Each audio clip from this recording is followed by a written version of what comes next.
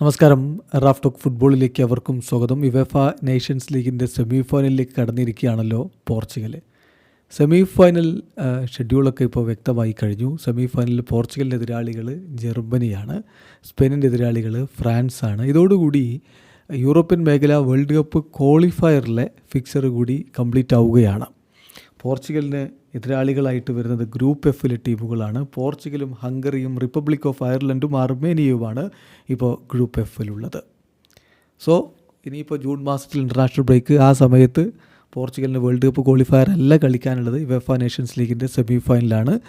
വിജയിക്കുകയാണെങ്കിൽ ഫൈനലും കളിക്കാനുണ്ടാവും. അത് കഴിഞ്ഞിട്ട് പിന്നീട് ഒക്ടോബർ മാസത്തിലെ വേൾഡ് കപ്പ് ക്വാളിഫയറിലായിരിക്കും സ്വാഭാവികമായിട്ടും പോർച്ചുഗലിന് കളികളുണ്ടാവുക.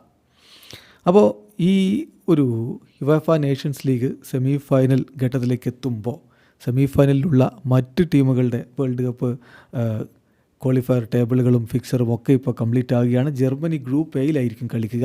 ജർമ്മനിയും ലക്സംബർഗും നോർത്തേൺ അയർലൻഡും സ്ലോവാക്കിയുമാണ് ഗ്രൂപ്പ് എയിലുള്ളത്.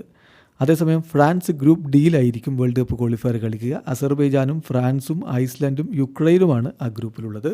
ഗ്രൂപ്പ് ഇയിലായിരിക്കും സ്പെയിന് കളിക്കുക. ബൾഗേറിയ, ജോർജിയ, സ്പെയിന്, തുർക്കി ടീമുകളാണ് ഗ്രൂപ്പ് ഇയിലുള്ളത്. ഏതായാലും ഇനി വരുന്നത് അന്താരാഷ്ട്ര ഫുട്ബോളിൻ്റെ വല്ലാത്ത മേളങ്ങളാണ്. കാരണം വമ്പന്മാർ നേർക്ക് നേരെ ഏറ്റുമുട്ടാൻ പോവുകയാണ് എന്നർത്ഥം.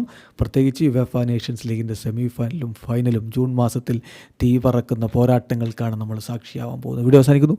ഫുട്ബോൾ ലോകത്തെ കൂടുതൽ വിശേഷങ്ങളുമായി റാഫ് ടോക്സ് വീണ്ടും എത്താം.